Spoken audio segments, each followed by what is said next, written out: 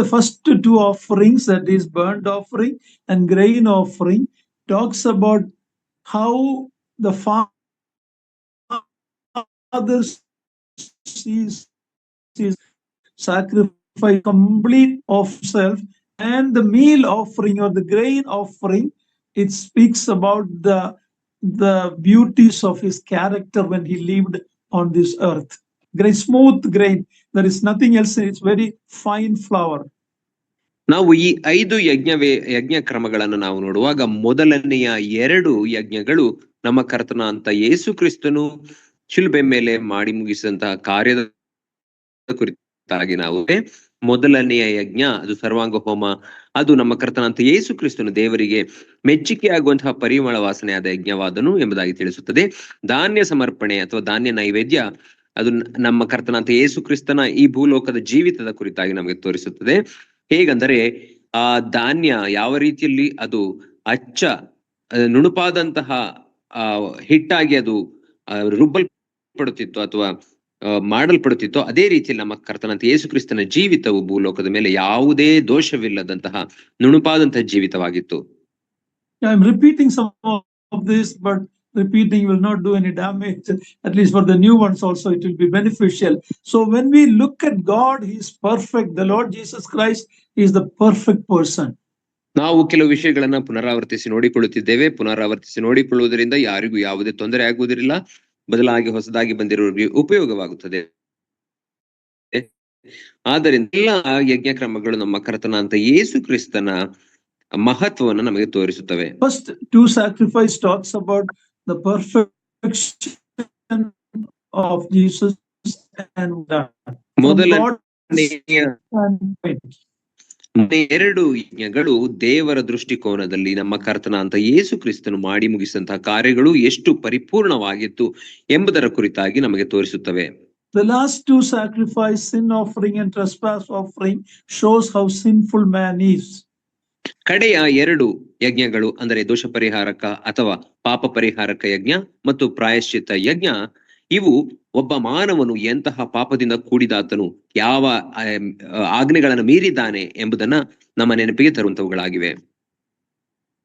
Man has to die. He broke God's commandment, God's order, everything man broke and deserve to die. ಮಾನವನು ದೇವರ ಆಜ್ಞೆಗಳನ್ನ, ದೇವರ ಕಟ್ಟಳೆಗಳನ್ನ ಆತನು ಮೀರಿದನು, ಆತನ ನಿಬಂಧನೆಗಳನ್ನ ಮುರಿದ ಕಾರಣ ಆತನು ಮರಣಕ್ಕೆ ಯೋಗ್ಯನು. In between these two and two sacrifice, the first two and last two, comes the peace offering. ಈ 4 ಯಜ್ಞಗಳ ಮಧ್ಯದಲ್ಲಿ ಅಂದರೆ ಮೊದಲನೆಯ 2 ಮತ್ತು ಕಡೆಯ 2 ಯಜ್ಞಗಳ ಮಧ್ಯದಲ್ಲಿ ಸಮಾಧಾನ ಯಜ್ಞವು ಅದು ಬರುತ್ತದೆ. So Jesus Christ made peace through his sacrifice on the cross and brought a sinner to a holy God. That's the summary of this. ಆದ್ದರಿಂದ ನಮ್ಮ ಕರ್ತನಾದ ಯೇಸು ಕ್ರಿಸ್ತನು ಶಿಲುಬೆಯ ಮೇಲೆ ತನ್ನ ಪ್ರಾಣವನ್ನುವುದರ ಮೂಲಕ ಆತನು ದೇವರಿಗೂ ಮನುಷ್ಯರಿಗೂ ಮಧ್ಯದಲ್ಲಿ ಸಂಧಾನವನ್ನ ಮಾಡಿದನು ಎಂಬುದೇ ಈ ಸಮಾಧಾನ ಯಜ್ಞದ ತಾತ್ಪರ್ಯವಾಗಿದೆ. Okay, we will just read the whole chapter, and I couldn't complete it last week, so we will recap some of it and look at the other truth in this.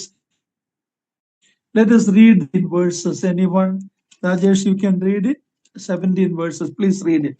17 ವಚನಗಳನ್ನ ನಾವು ಮತ್ತೆ ಓದಿಕೊಳ್ಳೋಣ. ಮೊದಲನೇ ಅಧ್ಯಾಯ 17ನೇ ವಚನಗಳನ್ನ ಕಳೆದ ವಾರ ಎಲ್ಲಾ ವಿಷಯಗಳನ್ನ ನಾವು ನೋಡಿಕೊಳ್ಳಲಾಗಲಿಲ್ಲ. ಆದ್ದರಿಂದ ಈಗ ಅದನ್ನ ಓದಿದ ನಂತರ ಅದರಲ್ಲಿ ಅಡಗಿರುವ ಇನ್ನೂ ಕೆಲವು ವಿಷಯಗಳನ್ನ ನಿಮ್ಮೊಟ್ಟಿಗೆ ನಾನು ಹಂಚಿಕೊಳ್ಳುತ್ತೇನೆ. ಸಹೋದರ ರಾಜೇಶ್ ಅವರು ಓದಬೇಕೆಂಬುದಾಗಿ ಕೇಳಿಕೊಳ್ಳುತ್ತೇನೆ. ಯೆಹೋವನು ಮೋಶೆಯನ್ನ ಕರೆದು ದೇವದರ್ಶನದ ಗುಡಾರದೊಳಗಿಂದ ಅವನ ಸಂಗಡ ಮಾತಾಡಿ ಈಗಂದನು, ನೀನು ಇಸ್ರಾಯೇಲರಿಗೆ ಆಜ್ಞಾಪಿಸಬೇಕಾದದ್ದೇನೆಂದರೆ, ನಿಮ್ಮಲ್ಲಿ ಯಾವನಾದರೂ ಯೆಹೋವನಿಗೆ ಪಶುವನ್ನ ಕಾಣಿಕೆಯಾಗಿ ಸಮರ್ಪಿಸಬೇಕೆಂದಿದ್ದರೆ ಅದನ್ನ ದನಗಳಿಂದಾಗಲಿ ಆಡು ಕುರಿಗಳಿಂದಾಗಲಿ ತೆಗೆದುಕೊಂಡು ಸಮರ್ಪಿಸಬೇಕು. ಅವನು ದನವನ್ನ ಸರ್ವಾಂಗ ಹೋಮವಾಗಿ ಸಮರ್ಪಿಸುವುದಾದರೆ ಪೂರ್ಣಾಂಗವಾದ ಗಂಡನ್ನ ತರಬೇಕು. ತನಗೆ ಯೆಹೋವನು ಒಲಿಯುವಂತೆ ದೇವದರ್ಶನದ ಗುಡಾರದ ಬಾಗಿಲಿಗೆ ಅದನ್ನ ತರಬೇಕು. ಪಶುವಿನ ತಲೆಯ ಮೇಲೆ ಕೈ ಇಡಬೇಕು. ಅದು ಅವಸ್ಯಾನ ಮಾಡುವುದಕ್ಕಾಗಿ ಅಂಗೀಕಾರವಾಗುವುದು. ಅವನು ಆ ಹೋರಿಯನ್ನ ಯೆಹೋವನ ಎದುರಿನಲ್ಲಿ ವಧಿಸಿದ ಮೇಲೆ ಆರೋನನ ವಂಶದವರಾದ ಯಾಜಕರು ಅದರ ರಕ್ತವನ್ನು ತೆಗೆದುಕೊಂಡು ದೇವದರ್ಶನದ ಗುಡಾರದ ಬಾಗಿಲಿಗೆ ಎದುರಾಗಿರುವ ಯಜ್ಞವೇದಿಗೆ ಸುತ್ತಲೂ ಎರಚಬೇಕು. ಮತ್ತು ಅವನು ಆ ಪಶುವಿನ ಚರ್ಮವನ್ನು ಸುಲಿದು ಅದರ ದೇಹವನ್ನು ತುಂಡು ತುಂಡಾಗಿ ಕಡಿಯಬೇಕು. ಆರೋನನ ವಂಶದವರಾದ ಯಾಜಕರು ಯಜ್ಞವೇದಿಯ ಮೇಲೆ ಬೆಂಕಿಯನ್ನಿಟ್ಟು ಅದರ ಮೇಲೆ ಕಟ್ಟಿಗೆಯನ್ನು ಒಡ್ಡಿ ಆ ತುಂಡುಗಳನ್ನು ತಲೆಯನ್ನು ಕೊಬ್ಬನ್ನು ಅದರ ಮೇಲೆ ಕ್ರಮವಾಗಿ ಇಡಬೇಕು. ಅದರ ಕರುಳುಗಳನ್ನು ಕಾಲುಗಳನ್ನು ನೀರಿನಲ್ಲಿ ತೊಳೆದ ನಂತರ ಯಾಜಕನು ಅದನ್ನು ಪೂರ್ತಿಯಾಗಿ ಯಜ್ಞವೇದಿಯ ಮೇಲೆ ಹೋಮ ಮಾಡಬೇಕು. ಅದು ಅಗ್ನಿಯ ಮೂಲಕ ಯೆಹೋವನಿಗೆ ಸುವಾಸನೆಯನ್ನ ಉಂಟು ಮಾಡುವ ಸರ್ವಾಂಗ ಹೋಮವಾಗಿದೆ. ಒಬ್ಬನು ಆಡನ್ನಾಗಲಿ ಕುರಿಯನ್ನಾಗಲಿ ಸರ್ವಾಂಗ ಹೋಮ ಮಾಡಬೇಕೆಂದಿದ್ದರೆ ಅವನು ಪೂರ್ಣಾಂಗವಾದ ಗಂಡನ ತರಬೇಕು. ಅದನ್ನ ಯೆಹೋವನ ಸನ್ನಿಧಿಯಲ್ಲಿ ಕಡೆ ವಧಿಸಬೇಕು. ಆರೋನನ ವಂಶದವರಾದ ಯಾಜಕರು ಅದರ ರಕ್ತವನ್ನ ಯಜ್ಞವೇದಿಗೆ ಸುತ್ತಲೂ ಎರಚಬೇಕು. ಅವನು ಆ ಪಶುವಿನ ದೇಹವನ್ನ ಕಡಿದ ತಲೆಯನ್ನು ಒಬ್ಬನು ಯಜ್ಞವೇದಿಯ ಮೇಲಣ ಬೆಂಕಿಯಲ್ಲಿ ಕ್ರಮವಾಗಬೇಕು. ಅದರ ಕರುಳುಗಳನ್ನು ಕಾಲುಗಳನ್ನು ನೀರಿನಲ್ಲಿ ತೊಳೆಸಿದ ನಂತರ ಯಾಜಕನು ಅದನ್ನು ಪೂರ್ತಿಯ ಮೇಲೆ ಹೋಮ ಮಾಡಬೇಕು. ಆ ಮೂಲಕ ಯೆಹೋವನಿಗೆ ಸುವಾಸನೆ ಉಂಟು ಮಾಡುವ ಸರ್ವಾಂಗ ಹೋಮವಾಗಿದೆ. ಯೆಹೋವನಿಗೆ ಸರ್ವಾಂಗ ಹೋಮವಾಗಿ ಅರ್ಪಿಸುವಂಥದ್ದು ಪಕ್ಷಿ ಜಾತಿಯಾಗಿದ್ದರೆ ಅದು ಬಿಳುವಕ್ಕಿಯಾಗಲಿ ಪಾರಿವಾಳ ಮರಿಯಾಗಲಿ ಇರಬೇಕು. ಯಾಜಕರು ಬಂದು ಕುತ್ತಿಗೆ ಮುರಿದು ಯಜ್ಞವೇದಿಯ ಮೇಲೆ ಹೋಮ ಮಾಡಬೇಕು. ಅವನು ಅದರ ರಕ್ತವನ್ನ ಯಜ್ಞವೇದಿಯ ಪಕ್ಕದ ಮೇಲೆ ಹಿಂಡಬೇಕು. ಅದರ ಕರುಳುಗಳನ್ನು ಗರಿಗಳನ್ನು ತೆಗೆದುಬಿಟ್ಟು ಯಜ್ಞವೇದಿಯ ಪೂರ್ವ ದಿಕ್ಕಿನಲ್ಲಿರುವ ಬೂದಿಯ ಸ್ಥಳದಲ್ಲಿ ಬಿಸಾಡಬೇಕು. 17ನೇ ವಚನ. ಅವನು ಆ ಪಕ್ಷಿಯನ್ನು ರೆಕ್ಕೆಗಳ ಸಂದುಗಳಲ್ಲಿ ಅರಿಯಬೇಕು. ರೆಕ್ಕೆಗಳನ್ನ ಪೂರಾ ಕಿತ್ತು ಹಾಕಕೂಡದು. ಅನಂತರ ಅವನು ಅದನ್ನು ಯಜ್ಞವೇದಿಯ ಮೇಲಿನ ಬೆಂಕಿಯಲ್ಲಿರುವ ಕಟ್ಟಿಗೆಯ ಮೇಲೆ ಹೋಮ ಮಾಡಬೇಕು. ಅದು ಅಗ್ನಿಯ ಮೂಲಕ ಯೆಹೋವನಿಗೆ ಸುವಾಸನೆಯನ್ನ ಉಂಟು ಮಾಡುವ ಸರ್ವಾಂಗ ಹೋಮವಾಗಿದೆ.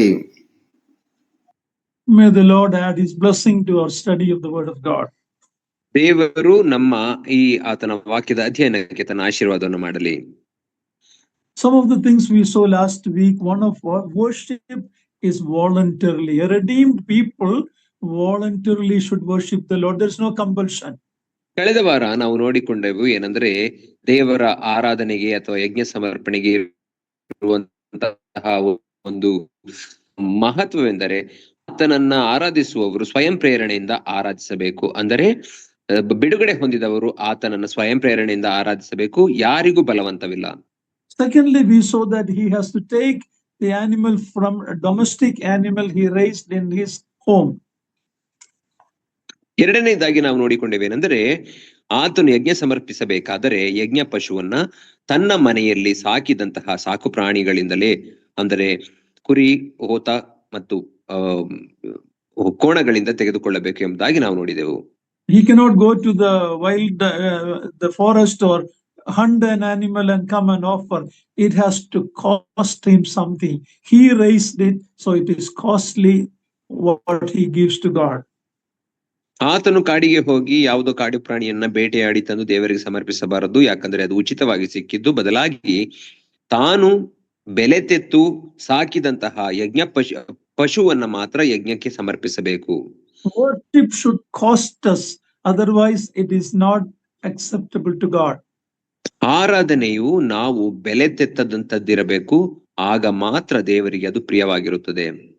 In the burnt offering, we saw three kind of animal. One is the ox, which is the strongest of the three. The ox, costliest of the three, and it should the offering. ನಾವು ಸರ್ವಾಂಗ ಹೋಮದಲ್ಲಿ 3 ವಿಧದ ಪ್ರಾಣಿಗಳನ್ನ ಸಮರ್ಪಿಸಬಹುದು ಎಂಬುದಾಗಿ ನಾವು ನೋಡಿಕೊಂಡು, ಅದರಲ್ಲಿ ಮೊದಲನೆಯದು ದನ ಅಥವಾ ಹೋರಿ ಎಂಬುದಾಗಿ ನಾವು ನೋಡಿಕೊಂಡೆವು. ಅತ್ಯಂತ ಶಕ್ತಿ ಉಳ್ಳದ್ದು 3 ಇದರಲ್ಲಿ ಮತ್ತು ಅತ್ಯಂತ ಬೆಲೆಯುಳ್ಳಂತದ್ದು ಯಜ್ಞವಾಗಿದೆ. Yeah, that is what represent Jesus as the servant. Like an ox knows its master, the ox works for the master. Jesus Christ came as a servant of Jehovah. Totally, he came to delight in the work what God has assigned to him. ಈ ಹೋರಿ ಅದು ನಮ್ಮ ಕರ್ತನಾಂತ ಯೇಸು ಕ್ರಿಸ್ತನಿಗೆ ಸೂಚನೆಯಾಗಿದೆ. ಹೋರಿಯು ಹೇಗೆ ತನ್ನ ಯಜಮಾನನಿಗೆ ಸೇವೆಯನ್ನ ಮಾಡುತ್ತದೋ ಅದೇ ರೀತಿಯಲ್ಲಿ ನಮ್ಮ ಕರ್ತನಾಂತ ಯೇಸು ಕ್ರಿಸ್ತನು ತನ್ನ ತಂದೆಯಾದಂತಹ ಯೆಹೋವನಿಗೆ ಸಂಪೂರ್ಣ ವಿಧೇಯನಾಗಿ ಸೇವೆ ಮಾಡುವವನಾಗಿ ತನ್ನನ್ನು ಒಪ್ಪಿಸಿಕೊಂಡು ಈ ಲೋಕಕ್ಕೆ ಬಂದನು. And so the servanthood of Jesus Christ in the picture of the ox. ಈ ಒಂದು ಹೋರಿ ಎಂಬುದಾಗಿ ಹೇಳುವಾಗ ಅದು ನಮ್ಮ ಕರ್ತನಾಂತ ಯೇಸು ಕ್ರಿಸ್ತನ ಸೇವಕನ ಚಿತ್ರಣವನ್ನು ನಮಗೆ ಸೂಚಿಸುತ್ತದೆ. The second animal is a sheep or a goat or a lamb that represent the meekness and lowliness of our Lord Jesus Christ. As we read in Matthew 11, I am meek and lowly. ನಾವು ಮತ್ತಾಯನ ಸುವಾರ್ತೆ 11ನೇ ಅಧ್ಯಾಯದಲ್ಲಿ ನಾವು ನೋಡುವ ಪ್ರಕಾರ ನಾನು ಸಾತ್ವಿಕನು ದೀನ ಮನಸ್ಸುಳ್ಳವನು ಎಂಬುದಾಗಿ ಯೇಸು ಕ್ರಿಸ್ತನು ಹೇಳಿದ ರೀತಿಯಲ್ಲಿ ಈ ಕುರಿ ಅಥವಾ ಟಗರು ಎಂಬುದಾಗಿ ಹೇಳುವಾಗ ಅದು ನಮ್ಮ ಕರ್ತನಾಂತ ಯೇಸು ಕ್ರಿಸ್ತನ ದೀನ ಭಾವವನ್ನು ನಮಗೆ ಸೂಚಿಸುವಂತದ್ದಾಗಿದೆ.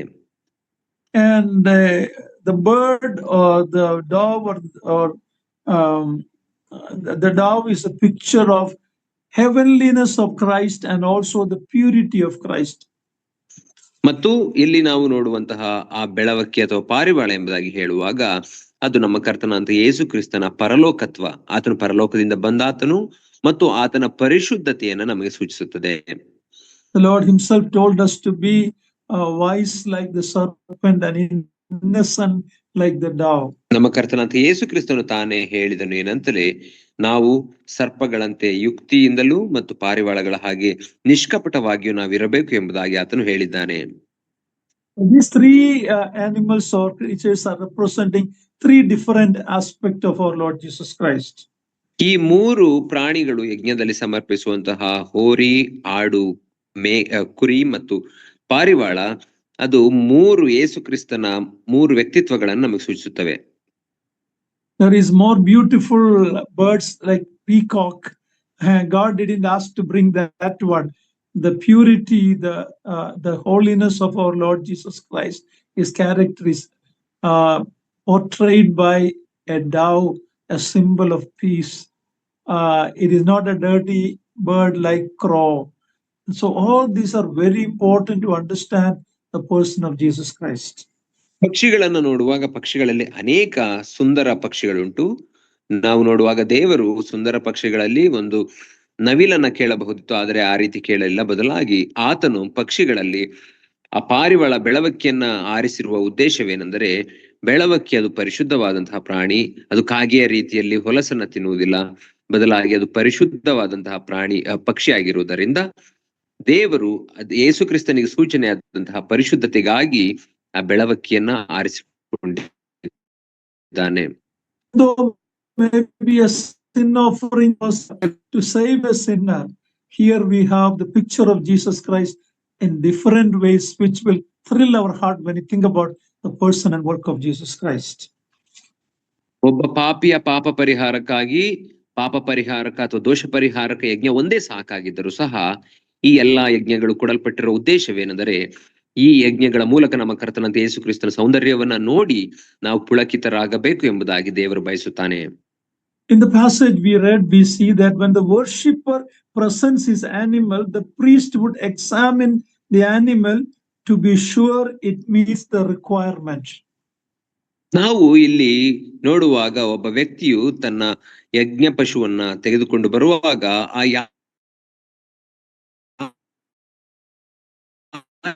ಯಾಜಕನು ಅದು ಉತ್ತಮವಾದದ್ದು ಎಂಬುದಾಗಿ ಅದನ್ನು ನೋಡುತ್ತಾನೆ. No outward blemish or disease or deformity should be there.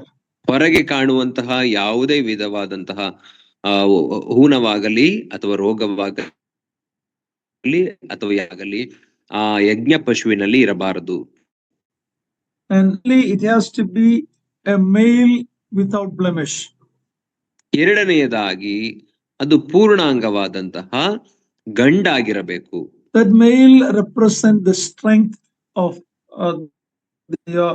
the well or the Lord Jesus Christ. ಗಂಡು ಎಂಬುದಾಗಿ ಹೇಳುವಾಗ ಅದು ಆ ಪ್ರಾಣಿಯ ಬಲವನ್ನ ಮತ್ತು ನಮ್ಮ ಕರ್ತನಾದ ಯೇಸು ಕ್ರಿಸ್ತನನ್ನ ಸೂಚಿಸುತ್ತದೆ. Following the presentation of the victim was laying off his hands on the animal. ಆ ಪಶುವಿನ ಮೇಲೆ ಕೊಟ್ಟಂತಹ ಯಜ್ಞ ಮಾಡಲಿಕ್ಕೆ ತಂದಂತಹ ಆ ವ್ಯಕ್ತಿಯು ತನ್ನ ಕೈಗಳನ್ನ ಇಡಬೇಕು. That he is identifying himself that this animal is taking my place. ಅದರ ಅರ್ಥ ಆತನು ಆ ಸರ್ವಾಂಗ ಹೋಮದ ಪಶುವಿನೊಟ್ಟಿಗೆ ತನ್ನನ್ನು ಗುರುತಿಸಿಕೊಳ್ಳುತ್ತಿದ್ದಾನೆ. ಅದರ ಅರ್ಥ ತನ್ನ ಪಾಪ ದೋಷವನ್ನೆಲ್ಲ ಈ ಪ್ರಾಣಿ ಹೊತ್ತುಕೊಳ್ಳುತ್ತಿದೆ ಎಂಬುದಾಗಿ ಆತನು ಅದರ ತಲೆ ಮೇಲೆ ಕೈ ಇಡುತ್ತಾನೆ. After laying his hand on the head of the animal, we read that he has to slay that bull. ಆತನು ಆ ಯಜ್ಞ ಪಶುವಿನ ತಲೆಯ ಮೇಲೆ ಕೈಯನ್ನಿಟ್ಟ ನಂತರ ಆ ಹೋರಿಯನ್ನ ವಧಿಸಬೇಕು ಎಂಬುದಾಗಿ ನಾವು ನೋಡುತ್ತೇವೆ. It is not the priest doing, but the person who brought has to slay that animal. ಅಲ್ಲಿ ಯಾಜಕನು ಆ ಹೋರಿಯನ್ನು ವಧಿಸುತ್ತಿಲ್ಲ, ಬದಲಾಗಿ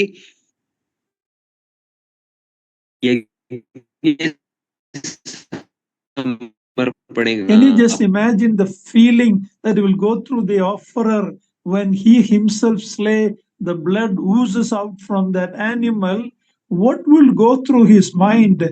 I was supposed to die, but this animal. So it's a very graphic picture of the bloodshed that should make him realize I was supposed to die as a sinner, but this animal is slain. He himself has to do it. That's a very graphic picture. ಆಲೋಚಿಸಿರಿ, ಒಬ್ಬ ವ್ಯಕ್ತಿಯು ತಾನು ತಂದಂತಹ ಯಜ್ಞ ಪಶುವನ್ನ ತನ್ನ ಕೈಯಾರೆ ಕಡಿಯುವಾಗ ಅದರಿಂದ ಬರುವಂತಹ ರಕ್ತ ಅದು ನೋವಿನಲ್ಲಿ ಒದ್ದಾಡುವುದನ್ನು ಆತನು ಕಂಡಾಗ ಅದು ಅತ್ಯಂತ ಭಯಂಕರವಾದಂತಹ ದೃಶ್ಯವಾಗಿದೆ. ಯಾಕಂದರೆ ತಾನು ನಿಲ್ಲಬೇಕಾದಂತಹ ಸ್ಥಾನದಲ್ಲಿ ತನ್ನ ಬದಲಾಗಿ ಆ ಯಜ್ಞ ಪಶುವು ನಿಂತಿತು ತನಗಾಗಬೇಕಾದಂತಹ ಶಿಕ್ಷೆಯನ್ನ ಆ ಯಜ್ಞ ಪಶುವಿಗೆ ಆಯಿತು ಎಂಬುದನ್ನ ಆತನು ಅರ್ಥ ಮಾಡಿಕೊಳ್ಳುವ ಕಾರಣದಿಂದಾಗಿಯೇ ತಂದಂತಹ ವ್ಯಕ್ತಿಯ ಅದನ್ನ ವಧಿಸಬೇಕು. I wonder when we worship the Lord Sunday, do we really realize what Calvary meant? Who is responsible for Jesus Christ's death? Do we really understand that? ನಾವು ಪ್ರತಿ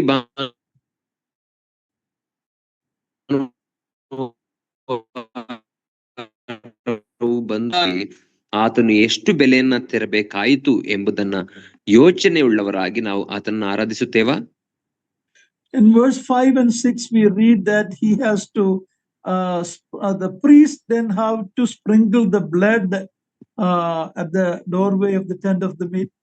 He shall skin the burnt offering and cut it. Not the priest. In verse 6 the offerer has to skin the burnt offering and cut it into pieces.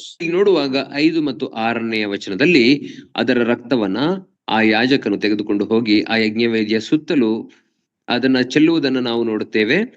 ಅದೇ ರೀತಿಯಲ್ಲಿ ಅವನು ಆ ಯಜ್ಞ ಪಶುವಿನ ಚರ್ಮವನ್ನ ಸುಲಿಯಬೇಕು ಎಂಬುದಾಗಿ ನಾವು ನೋಡುತ್ತೇವೆ. ಅದರ ಅರ್ಥ ಆ ತಂದಂತಹ ಆ ವ್ಯಕ್ತಿಯೇ ಆ ಪಶುವಿನ ಚರ್ಮವನ್ನ ಆತನು ಸುಲಿಯಬೇಕಾಗುತ್ತದೆ. Why, we may ask the question, why anyhow this animal is going to be completely burned and become ashes? Why it has to be skinned? Why it has to be cut into pieces? Why it has to be laid in order? Why? ನಾವು ಯೋಚಿಸಬಹುದು, ಆ ಯಜ್ಞ ಪಶುವನ್ನು ಸಂಪೂರ್ಣವಾಗಿ ಯಜ್ಞವೇದಿಯ ಮೇಲೆ ಸುಟ್ಟು ಹಾಕಬೇಕಾದರೆ ಯಾಕೆ ಅದರ ಚರ್ಮವನ್ನು ಸುಲಿಯಬೇಕಾಗಿತ್ತು ಎಂಬುದಾಗಿ ನಾವು ಆಲೋಚಿಸಬಹುದು. Why that why it has to be skinned? Because he has to make sure that there is no blemish even in the inside, not only outside but even on the inside. ಯಾಕೆ ಅದರ ಚರ್ಮವನ್ನು ಸುಲಿಯಬೇಕಾಗಿತ್ತು ಎಂಬುದಾಗಿ ನಾವು ನೋಡುವುದಾದರೆ ಕೇವಲ ಹೊರಗೆ ಮಾತ್ರವಲ್ಲ, ಬದಲಾಗಿ ಒಳಗೂ ಅದು ದೋಷವಿಲ್ಲದಾಗಿದೆ ಎಂಬುದನ್ನ ಸ್ಪಷ್ಟಪಡಿಸಿಕೊಳ್ಳಲಿಕ್ಕಾಗಿ ಅದರ ಚರ್ಮವನ್ನು ಸುಲಿಯಬೇಕಾಗಿತ್ತು. Our Lord Jesus Christ's outward life and inward life both was pleasing to God. There was no blemish in his life.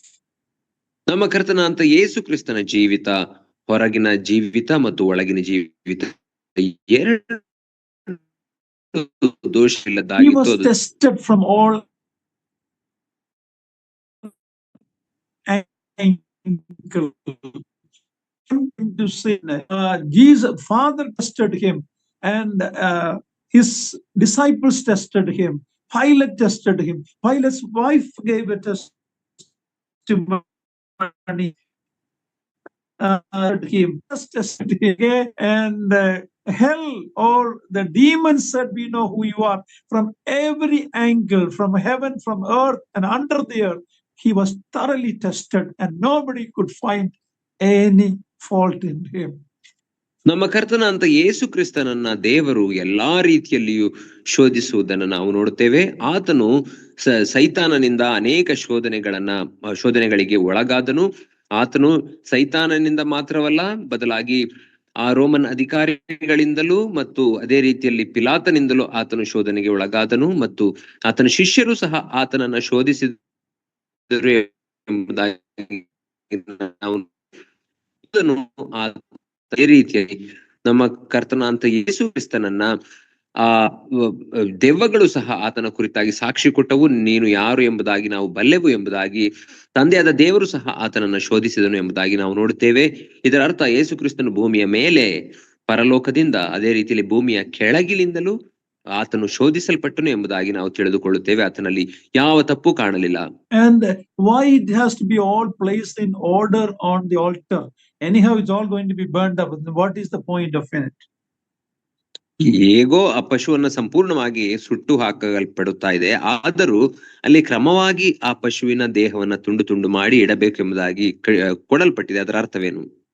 Lord Jesus Christ's death on the cross was not an accident. It was all pre-planned. He fulfilled all the prophecies about him from the Old Testament. It was a death that was planned by God. From his death, everything, his resurrection, everything was in plan. God is a God of order. Everything was done according to what is prophesied in the Old Testament. ನಮ್ಮ ಕರ್ತನ ಅಂತ ಯೇಸು ಕ್ರಿಸ್ತನ ಶಿಲುಬೆಯ ಮೇಲಿನ ಮರಣವು ಅದು ಆಕಸ್ಮಿಕವಾಗಿರಲಿಲ್ಲ, ಬದಲಾಗಿ ದೇವರು ಅದನ್ನ ಪೂರ್ವ ನಿಯೋಜನೆಗೊಳಿಸಿದನು. ಮೊದಲೇ ಅದೆಲ್ಲವನ್ನ ಆತನು ಯೋಜಿಸಿದನು ಎಂಬುದಾಗಿ ನಾವು ನೋಡುತ್ತೇವೆ. ಪ್ರವಾದಿಗಳು ಆತನ ಮರಣದ ಮುನ್ಸೂಚನೆಯನ್ನ ತಿಳಿಸಿದ್ದರು. ಅದೇ ರೀತಿಯಲ್ಲಿ ದೇವರು ಆತನ ಮರಣವು ಯಾವಾಗ ಆಗಬೇಕು, ಯಾವ ಕ್ರಮದಲ್ಲಿ ಆಗಬೇಕು, ಹೇಗೆ ಸಂಭವಿಸಬೇಕು ಎಂಬುದೆಲ್ಲವನ್ನ ಮೊದಲೇ ನಿಷ್ಕರ್ಷೆ ಮಾಡಿದ್ದ ಕಾರಣ ಅದೇ ರೀತಿಯಲ್ಲಿ ಆತನು ಶಿಲುಬೆಯಲ್ಲಿ ಮರಣ ಹೊಂದಿದನು. One of his last word was, "It is finished." Everything that had to be done according to the Old Testament, he fulfilled all of that and he finished it. So everything about his death and resurrection orderly in God's sight. ಮತ್ತು ಆತನು ಶಿಲುಬೆ ಮೇಲೆ ಆಡಿದಂತಹ ಮಾತುಗಳಲ್ಲಿ ಒಂದು ಮಾತು, ಕಡೆಯ ಮಾತು ಏನಾಗಿತ್ತೆಂದರೆ, ಈ ಎಲ್ಲಾ ತೀರಿತು ಎಂಬುದಾಗಿ ಆತನು ಹೇಳಿದನು. ಅದರ ಅರ್ಥ ಹಳೆಯ ಒಡಂಬಡಿಕೆಯಲ್ಲಿ ಸೂಚಿಸಲ್ಪಟ್ಟಂತಹ ಯಜ್ಞ ಕ್ರಮಗಳ ಮತ್ತು ಆತನು ಮಾಡಿ ಮುಗಿಸಬೇಕಾದಂತಹ ಕಾರ್ಯವನ್ನ ಕ್ರಮವಾಗಿ ಆತನು ಶಿಲುಬೆ ಮೇಲೆ ಮಾಡಿ ಮುಗಿಸಿದನು. ಅದು ಎಲ್ಲಾ ತೀರಿ ಹೋಯಿತು. Once the offerer worked, then it is the priest and his sons, Aaron and his sons, who are responsible to pour the blood, and the rest of the work will be done by the priest, Aaron and his sons. ಆ ಯಜ್ಞ ಸಮರ್ಪಿಸುವಂತಹ ವ್ಯಕ್ತಿಯು ಆ ಪಶುವನ್ನ ಕಡಿದು ಅದರ ಚರ್ಮವನ್ನು ಸುಲಿದ ನಂತರ ಮುಂದಿನ ಕಾರ್ಯಗಳನ್ನ ಯಾಜಕನು, ಆತನ ಮಕ್ಕಳು, ಮಹಾಯಾಜಕನು, ಆತನ ಮಕ್ಕಳುಗಳು ಮಾಡುತ್ತಿದ್ದರು ಎಂಬುದಾಗಿ ನಾವು ನೋಡುತ್ತೇವೆ. ರಕ್ತ ಸುರಿಯುವುದು ಮತ್ತು ಅವುಗಳನ್ನ ತುಂಡು ತುಂಡಾಗಿ ಕತ್ತರಿಸುವುದು, ಇದೆಲ್ಲವನ್ನ ಮುಂದಿನ ಕಾರ್ಯಗಳನ್ನ ಯಾಜಕರು ಮಾಡುತ್ತಿದ್ದರು. We read in verse 8, Aaron and his sons shall arrange the piece, the head and all of that, and it entrails, verse 9, and its leg has to be washed with water. Now this is what the priest is doing. ಇಲ್ಲಿ 8ನೇ ವಚನದಲ್ಲಿ ಆರೋನನು ಆತನ ಮಕ್ಕಳು, ಆತನ ವಂಶದವರು, ಯಾಜಕರು ಯಜ್ಞವೇದಿಯ ಮೇಲೆ ಬೆಂಕಿಯನ್ನಿಟ್ಟು ಅದರ ಮೇಲೆ ಕಟ್ಟಿಗೆಯನ್ನು ತುಂಡಾಗಿ ಅದನ್ನ ಕತ್ತರಿಸಿ ಮತ್ತು ಅದರ ಕರಳುಗಳನ್ನ, ಕಾಲುಗಳನ್ನ ತೊಳೆದು ಯಜ್ಞವೇದಿಯ ಮೇಲೆ ಹೋಮ ಮಾಡಬೇಕು ಎಂಬುದಾಗಿ ನಾವು ನೋಡುತ್ತೇವೆ. ಇದು ಯಾಜಕರು ಮಾಡುವಂತಹ ಕಾರ್ಯ. His entrails or the inner part and his legs has to be washed with water. ಅದರ ಕರುಳುಗಳು ಅಥವಾ ಒಳಗಿನ ಭಾಗ ಮತ್ತು ಕಾಲುಗಳನ್ನ ನೀರಿನಿಂದ ತೊಳೆಯಬೇಕು. That speaks about the internal life of Jesus Christ, who he was inwardly. And also the leg speaks about his walk in this world, washing with water. Water is a picture of God's word. So in other words, he lived in this world according to God's word, led by the Holy Spirit. ಕರುಳುಗಳು ಎಂಬುದಾಗಿ ಹೇಳುವಾಗ ನಮ್ಮ ಕರ್ತನಂತ ಯೇಸು ಕ್ರಿಸ್ತನ ಆಂತರಿಕ ಜೀವಿತದ ಕುರಿತಾಗಿ ಮಾತನಾಡುತ್ತವೆ. ಅದೇ ರೀತಿಯಲ್ಲಿ ಕಾಲುಗಳು ಎಂಬುದಾಗಿ ಹೇಳುವಾಗ ಆತನ ಭೂಲೋಕದ ಮೇಲೆ ಆತನ ನಡತೆ ಹೇಗಿತ್ತು ಎಂಬುದರ ಕುರಿತಾಗಿ ತಿಳಿಸುತ್ತವೆ. ನೀರಿನಿಂದ ತೊಳೆಯಬೇಕು ಎಂಬುದಾಗಿ ಹೇಳುವಾಗ ದೇವರ ವಾಕ್ಯವೆಂಬಂತಹ ತಿಳಿ ನೀರಿನಿಂದ ತೊಳೆಯಲ್ಪಡುವುದು ಅದರ ಅರ್ಥವಾಗಿದೆ. ಯೇಸು ಕ್ರಿಸ್ತನ ಭೂಲೋಕದ ಜೀವಿತವನ್ನು ಇವು ಚಿತ್ರಿಸುತ್ತವೆ. Everything was according to the word of God. ಎಲ್ಲವೂ ದೇವರ ವಾಕ್ಯಾನುಸಾರವಾಗಿಯೇ ಜರುಗಿತು. Then we see that then the priest burned it on the altar. It is a soothing aroma to the Lord. Verse 9, last part. 9ನೇ ವಚನದಲ್ಲಿ ಕಡೆಯ ಭಾಗದಲ್ಲಿ ನಾವು ನೋಡುವಾಗ ಅದು ಅಗ್ನಿಯ ಮೂಲಕ ಯೆಹೋವನಿಗೆ ಸುವಾಸನೆಯನ್ನುಂಟು ಮಾಡುವ ಸರ್ವಾಂಗ ಹೋಮವಾಗಿದೆ ಎಂಬುದಾಗಿ ನಾವು ನೋಡುತ್ತೇವೆ. Everything is burned on the altar except the skin. As we see in chapter 7, we can see that the skin goes to the priest. ಎಲ್ಲಾ ಭಾಗವು ಅದು ಪ್ರಾಣಿಯ ಎಲ್ಲಾ ಭಾಗವು ಯಜ್ಞ ಪಶುವಿನ ಎಲ್ಲಾ ಭಾಗವು ಅದು ಯಜ್ಞವೇದಿ ಮೇಲೆ ಸುಡಲ್ಪಡುತ್ತಿತ್ತು. ಚರ್ಮವನ್ನ ಬಿಟ್ಟು 7ನೇ ಅಧ್ಯಾಯಕ್ಕೆ ಬರುವಾಗ ನಾವು ಅಲ್ಲಿ ಓದುತ್ತೇವೆ ಏನೆಂದರೆ ಸುಲಿಯಲ್ಪಟ್ಟಂತಹ ಆ ಚರ್ಮವು ಅದು ಯಾಜಕನಿಗೆ ಸೇರಬೇಕು ಎಂಬುದಾಗಿ ನಾವು ಓದುತ್ತೇವೆ. 7ನೇ ಅಧ್ಯಾಯದ 8ನೇ ವಚನದಲ್ಲಿ ನಾವು ಅದನ್ನ ನೋಡಬಹುದು. What is that representing? ಅದು ಏನನ್ನ ಪ್ರತಿಬಿಂಬಿಸುತ್ತಿದೆ? We receive the righteousness of Jesus Christ as our covering through what he has done on the cross. ಶಿಲುಬೆಯ ಮೇಲೆ ನಮ್ಮ ಕರ್ತನಾದ ಯೇಸು ಕ್ರಿಸ್ತನು ಮಾಡಿ ಮುಗಿಸಿದಂತಹ ಕಾರ್ಯದ ಮೂಲಕ ನಾವು ಆತನ ನೀತಿವಂತಿಕೆಯನ್ನು ನಾವು ಹೊದ್ದುಕೊಳ್ಳುತ್ತಿದ್ದೇವೆ ಎಂಬುದನ್ನ ಈ ಚರ್ಮವು ಸೂಚಿಸುತ್ತದೆ. Offering for the burnt offering, it is speaking about Christ without sword, a servant. ಆದ್ದರಿಂದ ಸರ್ವಾಂಗ ಹೋಮವು ಅದು ನಮ್ಮ ಕರ್ತನಾದ ಯೇಸು ಕ್ರಿಸ್ತನು ಯಾವುದೇ ದೋಷವಿಲ್ಲದಂತಹ ದೇವ ಮೆಚ್ಚಿಕೆಯಂತ ಯಜ್ಞವಾಗಿದ್ದನು ಎಂಬುದನ್ನು ನಮಗೆ ಸೂಚಿಸುತ್ತದೆ. Secondly, we saw the second animal was the lamb of God who was totally consumed by the flames of divine justice. ಸರ್ವಾಂಗ ಹೋಮಕ್ಕೆ ಸಮರ್ಪಿಸಬೇಕಾದಂತಹ ಎರಡನೆಯ ಪಶುವು ಸಮರ್ಪಿಸಬಹುದಾದಂತಹ ಎರಡನೆಯ ಪಶುವು ಅದು ಕುರಿಯಾಗಿತ್ತು. ಅದು ದೇವರು ನೇಮಿಸಿದಂತಹ ಯಜ್ಞದ ಕುರಿಯು ನಮ್ಮ ಕರ್ತನೆ ಎಂಬುದನ್ನು ನಮಗೆ ಸೂಚಿಸುತ್ತದೆ. Here again we see that the person has to place the hand on the animal. ಇಲ್ಲಿ ಮತ್ತೆ ನಾವು ನೋಡುತ್ತೇವೆ ಆ ವ್ಯಕ್ತಿಯು ಆ ಕುರಿಯ ಮೇಲೆ ತನ್ನ ಕೈಗಳನ್ನು ಇಡಬೇಕು. Slaughter it. ಅದನ್ನ ಆತನೇ ವಧಿಸಬೇಕು. ಅದನ್ನ ಚರ್ಮವನ್ನು ಸಹ ಆತನೇ ತುಳಿಯಬೇಕು. He has a personal involvement with the sacrifice. When you and I get saved, it is through a personal relationship with the Lord Jesus Christ. It is not a religious relationship. It is a personal relationship with the Lord.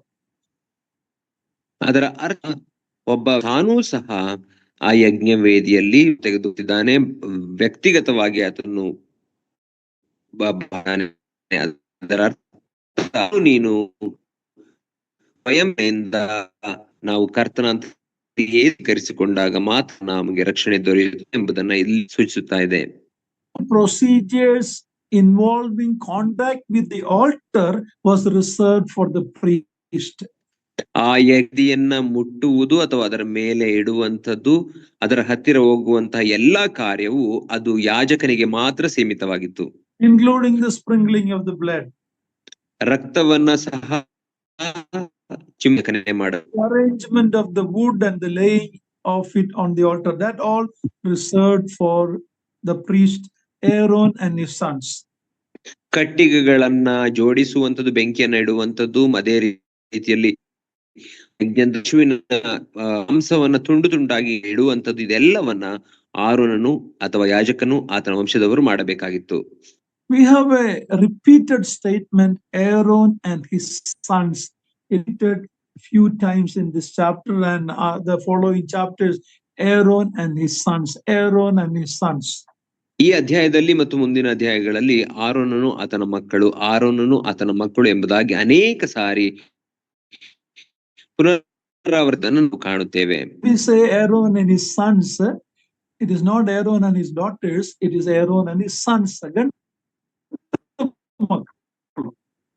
ಆತನ ಎಂಬುದಾಗಿ ಹೇಳುವಾಗ ಆರೋನನು ಆತನ ಹೆಣ್ಣು ಮಕ್ಕಳು ಎಂಬುದಾಗಿ ಹೇಳಲ್ಪಟ್ಟಿಲ್ಲ, ಬದಲಾಗಿ ಆರೋನನು ಆತನ ಗಂಡು ಮಕ್ಕಳು ಮಾತ್ರ.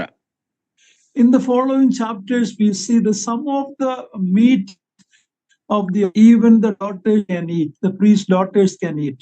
ನಾವು ಹೀಗೆ ಮುಂದಕ್ಕೆ ಹೋಗುವಾಗ ಇನ್ನು ಕೆಲವು ಯಜ್ಞದ ಪಶುವಿನ ದೇಹದ ಭಾಗಗಳನ್ನ ಹೆಣ್ಣು ಮಕ್ಕಳು ಸಹಬಹುದು, ಕೆಲವುಗಳನ್ನ ಯಾಜಕನ ಹೆಣ್ಣು ಮಕ್ಕಳು ಮಾತ್ರ. ಹೆಣ್ಣು ಮಕ್ಕಳು ಕೂಡ ತಿನ್ನಬಹುದು. They can also ಹೆಣ್ಣು take ಮಕ್ಕಳು part in it. ಹೆಣ್ಣು ಮಕ್ಕಳು ಸಹ ತಿನ್ನಬಹುದಿತ್ತು ಯಜ್ಞದ ಭಾಗದಲ್ಲಿ. Not burnt offering, it is completely off. ಸರ್ವಾಂಗ ಹೋಮನಲ್ಲ, ಅದು ದೇವವಾಗಿ ಸುಡಲ್ಪಡುತ್ತಿತ್ತು. But the altar work and service is reserved only for Aaron and his sons.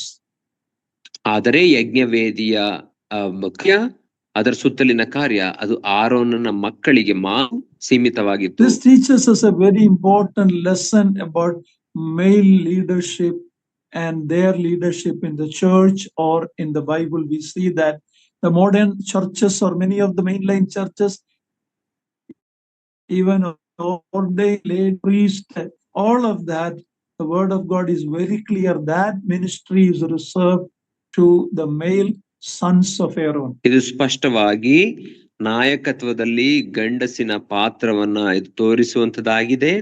ಸಭೆಯಲ್ಲಿರಬಹುದು, ಯಜ್ಞ ಕ್ರಮದಲ್ಲಿರಬಹುದು, ಗಂಡಸು ಮಾತ್ರ ನಾಯಕತ್ವವನ್ನು ವಹಿಸಬೇಕು ಎಂಬುದಾಗಿ ದೇವರು ಬಯಸುತ್ತಾನೆ. ಆದರೆ ಕೆಲವು ಆಧುನಿಕ ಯುಗದ ಸಭೆಗಳು ಅಥವಾ ಚರ್ಚ್ಗಳು ಸ್ತ್ರೀಯರನ್ನು ಸಹ ದೇವರ ಸೇವಕಿಯರನ್ನಾಗಿ ಅಥವಾ ಸಭಾಪಾಲಕಿಯರನ್ನಾಗಿ ಅವರನ್ನ ನೇಮಿಸುವುದನ್ನು ನಾವು ನೋಡುತ್ತೇವೆ. ಅದು ದೇವರ ವಾಕ್ಯಕ್ಕೆ ವಿರುದ್ಧವಾದದ್ದು. In 1 Timothy 2 and 1 Corinthians 14, we have clear direction that women should not be teachers when men are there, and women should not be elders. All that is very clear. But many people today are very liberal and they say Paul didn't like women, that's why he wrote all of this. This is not Paul's words, it is God's word. 1 Timothy 2ನೇ ಅಧ್ಯಾಯ ಮತ್ತು 1 ಕೊರಿಂಥದವರಿಗೆ ಬರೆದ ಪತ್ರಿಕೆ 14ನೇ ಅಧ್ಯಾಯದಲ್ಲಿ ನಾವು ನೋಡುವಾಗ ಸ್ತ್ರೀಯರು ಮೌನವಾಗಿರಬೇಕು ಮತ್ತು ಸ್ತ್ರೀಯರು ಬೋಧಿಸಬಾರದು, ಅದೇ ರೀತಿಯಲ್ಲಿ ಸ್ತ್ರೀಯರು ಹಿರಿಯರಾಗಬಾರದು ಎಂಬುದಾಗಿ ಸ್ಪಷ್ಟವಾಗಿ ಕೊಡಲ್ಪಟ್ಟಿದೆ. ಆದರೆ ಕೆಲವರು ಈ ರೀತಿ ಹೇಳುತ್ತಾರೆ ಏನಂದ್ರೆ, ಪೌಲನಿಗೆ ಹೆಣ್ಣು ಮಕ್ಕಳಾಗುತ್ತಿರಲಿಲ್ಲ, ಆದ್ದರಿಂದ ಹೆಣ್ಣು ಮಕ್ಕಳಿಗೆ ಯಾವುದೇ ಅಧಿಕಾರವನ್ನ ನಾಯಕತ್ವವನ್ನು ಕೊಟ್ಟಿಲ್ಲ ಎಂಬುದಾಗಿ ಇಲ್ಲಿ ಪೌಲನು ಮಾತಾಡುತ್ತಿಲ್ಲ. ಬದಲಾಗಿ ದೇವರು ಪೌಲನ ಮೂಲಕ ನಮ್ಮೊಟ್ಟಿಗೆ ನೇರವಾಗಿ ಮಾತನಾಡುತ್ತಿದ್ದಾನೆ. ಅದು ದೇವರ ವಾಕ್ಯವೇ ಎಂಬುದನ್ನು ನಾವು ಸ್ಪಷ್ಟವಾಗಿ ಅರ್ಥ ಮಾಡಿಕೊಳ್ಳಬೇಕು. In passing, I wanted to mention that. And what is it, uncle? In passing the comments, I wanted to mention that important truth about it is Aaron and his sons who have to work around the altar. ನಾನು ನನ್ನ ಮಾತುಗಳನ್ನ ಉಚ್ಚರಿಸುವಾಗ ಆರೋನನು ಮತ್ತು ಆತನ ಮಕ್ಕಳ ಪ್ರಾಮುಖ್ಯತೆಯನ್ನ ನಾನು ತಿಳಿಸಬೇಕೆಂಬುದಾಗಿ ಬಯಸಿದ್ದೆನು. Sons. ಆರೋನನು ಆತನ ಗಂಡು ಮಕ್ಕಳು. Yeah, because ಮಕ್ಕಳನ್ನು ಹೇಳುವಾಗ ಹೆಣ್ಣು ಕೂಡ ಆಗಬಹುದಲ್ಲೋ ಕನ್ನಡ. Okay. ಹೌದು. Sons very important. ಕನ್ನಡದಲ್ಲಿ ಹೆಂಗೆ ಅದು? is it ಮಕ್ಕಳು or is it ಗಂಡು ಮಕ್ಕಳು? ಗಂಡು ಮಕ್ಕಳು ಅಂಕಲ್. That's correct. ಗಂಡು ಮಕ್ಕಳು ಮಾತ್ರ. This offering, this burnt offering fire should continuously be burning from the altar. ಈ ಸರ್ವಾಂಗ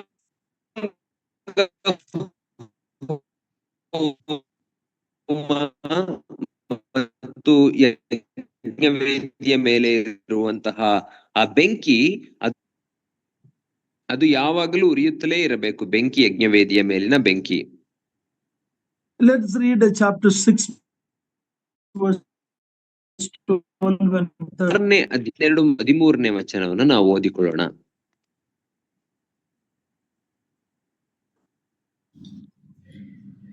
ಯಜ್ಞವೇದಿಯ ಮೇಲಿನ ಬೆಂಕಿ ಹೋಮ ದ್ರವ್ಯದಿಂದ ಉರಿಯುತ್ತಲೇ ಇರಬೇಕು, ಅದು ಆರಿ ಹೋಗಬಾರದು. ಪ್ರತಿದಿನವೂ ಒತ್ತಾರೆಯಲ್ಲಿ ಯಾಜಕನು ಕಟ್ಟಿಕೊಂಡು ಹಾಕಿ ಬೆಂಕಿ ಉರಿಸಿ ಅದರ ಮೇಲೆ ಹೋಮ ದ್ರವ್ಯವನ್ನ ಕ್ರಮಪಡಿಸಿ ಸಮಾಧಾನ ಯಜ್ಞ ಪಶುಗಳ ಕೊಬ್ಬನ್ನು ಅದರ ಮೇಲೆ ಹೋಮ ಮಾಡಬೇಕು. 13ನೇ ವಚನ. ಬೆಂಕಿಯು ಯಜ್ಞವೇದಿಯ ಮೇಲೆ ಯಾವಾಗಲೂ ಉರಿಯುತ್ತಿರಬೇಕು, ಆರಿ ಹೋಗಬಾರದು. This fire for the burnt offering actually it came from heaven. We can read that in chapter 9 verse 24, that the fire came from heaven and burned the sacrifice, and that is the fire that had to continuously burn. ಇಲ್ಲಿ ನಾವು ಸರ್ವಾಂಗ ಹೋಮಕ್ಕಾಗಿ ಬೆಂಕಿಯದು ಯಾವಾಗಲೂ ಉರಿಯುತ್ತಿರಬೇಕು ಎಂಬುದಾಗಿ ಬೆಂಕಿಯು ಪರಲೋಕದಿಂದ ಬಂತು ಎಂಬುದಾಗಿ ಯಾಜಕ ಕಾಂಡ 9ನೇ ಅಧ್ಯಾಯ 24ನೇ ವಚನದಲ್ಲಿ ನಾವು ನೋಡುತ್ತೇವೆ. ಆ ಪರಲೋಕದಿಂದ ಬಂದಂತಹ ಆ ಬೆಂಕಿಯು ಅದು ನಂದಿ ಹೋಗಬಾರದು, ಯಾವಾಗಲೂ ಉರಿಯುತ್ತಲೇ ಇರಬೇಕು ಎಂಬುದಾಗಿ ಇದರ ಅರ್ಥ. When we come to chapter 10, we see Nadab and Abihu, the children of Aaron, they fire and he killed them. ನಾವು 10ನೇ ಅಧ್ಯಾಯಕ್ಕೆ ಬರುವಾಗ ಯಾಜಕ ಕಾಂಡ ನಾದಾಬ್ ಅಬಿಹು, ಆರೋನನ ಮಕ್ಕಳಾದಂತಹ ನಾದಾಬ್ ಅಬಿಹು ದೇವರು ಆಜ್ಞಾಪಿಸದೇ ಇದ್ದಂತಹ ಬೇರೆ ಬೆಂಕಿಯನ್ನ ತಂದು ಸಮರ್ಪಿಸಲು ಪ್ರಯತ್ನಿಸಿ ಅವರು ಸುಟ್ಟು ಹೋದರು ಎಂಬುದಾಗಿ ಇದ್ದೇವೆ. God wants this fire to be burning continuously. The priest had to put wood on the altar, and that fire that came from heaven should never go out. ದೇವರು ಈ ಬೆಂಕಿಯು ಪರಲೋಕದಿಂದ ಬಂದಂತಹ ಆ ಬೆಂಕಿಯು ಯಾವಾಗಲೂ ಉರಿಯುತ್ತಿರಬೇಕು ಎಂಬುದಾಗಿ ಬಯಸುತ್ತಾನೆ. ಅದು ಯಾವಾಗಲೂ ಉರಿಯುತ್ತಿರುವ ಹಾಗೆ ಯಾಜಕನು ಅದಕ್ಕೆ ಕಟ್ಟಿಗೆಗಳನ್ನು ಹಾಕುತ್ತಿರಬೇಕು ಎಂಬುದಾಗಿ ನಾವು ಓದುತ್ತೇವೆ. We have to make sure that that fire never burns out from our heart. ನಾವು ಸಹ ನಮ್ಮ ಹೃದಯದಲ್ಲಿರುವಂತಹ ಆ ಬೆಂಕಿಯು ಎಂದಿಗೂ ಆರಿ ಹೋಗದ ಹಾಗೆ ನಾವು ನೋಡಿಕೊಳ್ಳಬೇಕು. We are a royal priest. We are holy priest. It is our responsibility to make sure that the cross of Calvary and what Christ has done always be burning in our heart. It should be fresh when we come to worship. When we meditate on Him, it should always be burning in our heart. ನಾವು ರಾಜವಂಶಸ್ಥರಾದ ಯಾಜಕರಾಗಿದ್ದೇವೆ, ನಾವು ಸಹ ಪರಿಶುದ್ಧರಾದಂತ ಯಾಜಕ ವರ್ಗದವರಾಗಿದ್ದೇವೆ. ಆದ ಕಾರಣ ನಮ್ಮ ಕರ್ತನಾದಂತ ಯೇಸು ಕ್ರಿಸ್ತನು Calvary ಶಿಲುಬೆ ಮೇಲೆ ಮಾಡಿದಂತಹ ಆ ಯಜ್ಞದ ಆ ಬೆಂಕಿಯು ನಮ್ಮ ಹೃದಯಗಳಲ್ಲಿ ಯಾವಾಗಲೂ ಉರಿಯುತ್ತಿರಬೇಕು. ನಾವು ಕರ್ತನ ಸನ್ನಿಧಿಗೆ ಆತನನ್ನ ಆರಾಧಿಸಲು ಬರುವಾಗಲೂ ಸಹ ಆ ಬೆಂಕಿಯು ಸದಾ ಕಾಲಕ್ಕೂ ಹುರಿಯುತ್ತಾ ಇರಬೇಕು. One of the ministry of the Lord Jesus Christ after He rose from the dead, that is when He became the high priest for us. Okay, and after His death and resurrection, He became our high priest. One of the work He did after His resurrection, the 40 days that He was here, was to rekindle that fire in the disciples' heart. ನಾವು ನಮ್ಮ ಕರ್ತನಾದ ಯೇಸು ಕ್ರಿಸ್ತನು ಮರಣದಿಂದ ಪುನರುತ್ಥಾನವಾದ ನಂತರ ಮೊದಲನೆಯ ಸೇವೆ ಏನಾಗಿತ್ತು ಅಂದರೆ, ಆತನು ಮರಣವನ್ನು ಹೊಂದಿ ಪುನರ್ಜೀವಂತನಾಗಿ ಆತನು ಪುನರುತ್ಥಾನವಾದ ನಂತರ ಆತನು ನಮ್ಮೆಲ್ಲರಿಗಾಗಿ ಮಹಾಯಾಜಕನಾದನು. ಆದ್ದರಿಂದ ಆತನು ಪುನರುತ್ಥಾನವಾದ 40 ದಿನಗಳು ಶಿಷ್ಯರಿಗೆ ಕಾಣಿಸಿಕೊಳ್ಳುತ್ತಾ ಇದ್ದನು ಎಂಬುದಾಗಿ ನೋಡುವಾಗ ಆತನು ಮಾಡುತ್ತಿದ್ದಂತಹ ಕಾರ್ಯ ಯಾವುದೆಂದರೆ, ಆತನ ಶಿಷ್ಯರ ಅಪೋಸ್ತಲರ ಹೃದಯಗಳಲ್ಲಿ ಆ ಬೆಂಕಿಯು ನಂದಿ ಹೋಗದ ಹಾಗೆ ಅದನ್ನ ಹೊತ್ತಿಸುತ್ತಿದ್ದನು. Remember the two disciples on the road to Emmaus? They were discouraged, they were sad, they were walking, they thought it was hopeless. And Jesus went along in that road, as we read in Luke 24. And what happened when He explained the scriptures to them? The same couple, they came back. The same night they returned to Jerusalem. They're telling that didn't our heart burn within us when He opened the scripture to us. ನಾವು ಆತನ ಶಿಷ್ಯರಲ್ಲಿ ಇಬ್ಬರು ಆ ಯಮ್ಮಾಹು ಹಳ್ಳಿಗೆ ನಡೆದುಕೊಂಡು ಹೋಗುವಾಗ ನಮ್ಮ ಕರ್ತನಾದ ಯೇಸು ಕ್ರಿಸ್ತನು ಅವರಿಗೆ ಭಾನುವಾರ ಮುಂಜಾನೆ ಕಾಣಿಸಿಕೊಂಡಾಗ ಅವರು ಏನು ಮಾಡಿದರು ಎಂಬುದಾಗಿ ನಾವು ಓದುತ್ತೇವೆ. ಅಲ್ಲಿ ಅದೇ ರಾತ್ರಿಯಲ್ಲಿ ಯೆರೂಸಲೇಮಿಗೆ ಹಿಂತಿರುಗಿದರು. ಅಲ್ಲಿ ಏನನ್ನ ಸಾಕ್ಷೀಕರಿಸಿದರು? ಆತನು ದೇವರ ವಾಕ್ಯದ ಮೂಲಕ ನಮ್ಮೊಟ್ಟಿಗೆ ಮಾತನಾಡುವಾಗ ನಮ್ಮ ಹೃದಯಗಳಲ್ಲಿ ಬೆಂಕಿಯು ಹುರಿಯುತ್ತಿತ್ತಲ್ಲವೇ ಎಂಬುದಾಗಿ ಅವರು ಸಾಕ್ಷೀಕರಿಸಿದರು. They were 7 miles away from the cross, Jerusalem. They were 7 miles away. They went that night. But once He rekindled that fire in their heart, the same night they returned another 7 kilometers. miles, 15 miles to and fro. They returned. They couldn't contain that fire that he kindled in their heart. ಅವರು ಯೆರೂಸಲೇಮಿನಿಂದ 7 ಮೈಲುಗಳ ದೂರದಲ್ಲಿರುವಂತಹ ಎಮ್ಮಾಹು ಹಳ್ಳಿಯನ್ನ ತಲುಪಿದ್ದರು. ಅದೇ ರಾತ್ರಿಯಲ್ಲಿ ಅವರು ಮತ್ತೆ ಹಿಂತಿರುಗಿ ಆ 7 mile ದೂರಗಳು ಅಂದರೆ ಒಟ್ಟು 14 ಮೈಲು ದೂರಗಳನ್ನ ಪ್ರಯಾಣ ಮಾಡಿ ಎಮ್ಮಾಹು ಹಳ್ಳಿಗೆ ಮತ್ತೆ ಎಮ್ಮಾಹು ಹಳ್ಳಿಯಿಂದ ಮತ್ತೆ ಯೆರೂಸಲೇಮಿಗೆ ಬಂದು ತಲುಪಿದರು.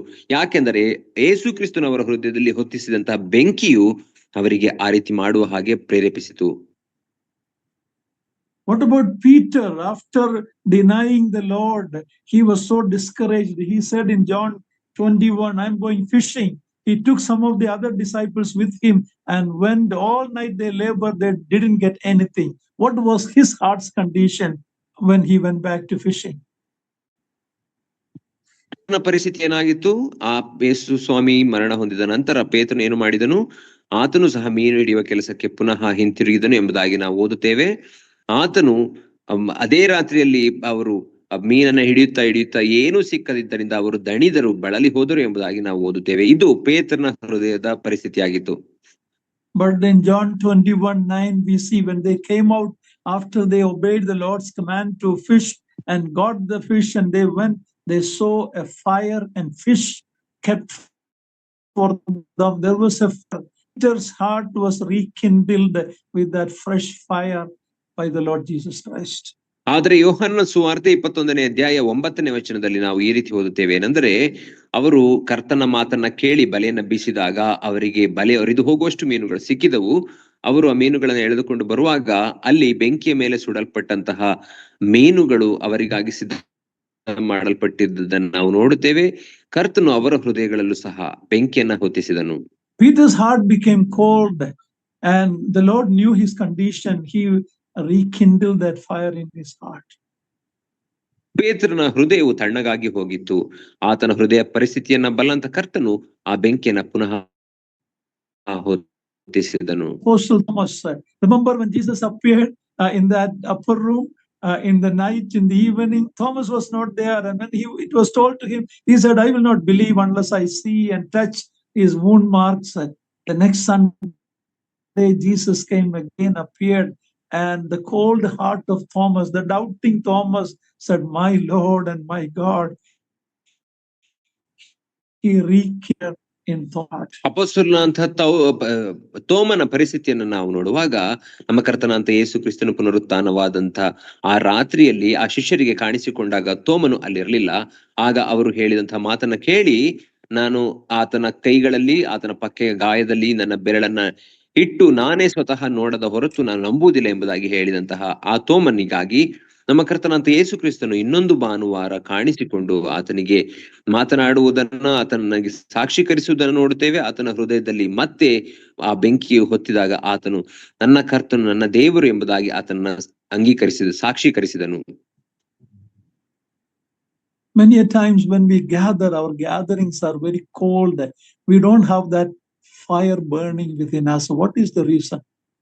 ಅನೇಕ ಸಂದರ್ಭಗಳಲ್ಲಿ ನಾವು ಕೂಡಿ ಬರುವಾಗ ಆ ಬೆಂಕಿಯನ್ನು ನಾವು ಕಾಣುವುದರ ಹೃದಯಗಳಲ್ಲಿ ತಣ್ಣಗಾಗಿ ಹೋಗಿರುವುದನ್ನು ನಾವು ಕಾಣುತ್ತೇವೆ. ಯಾಕೆ?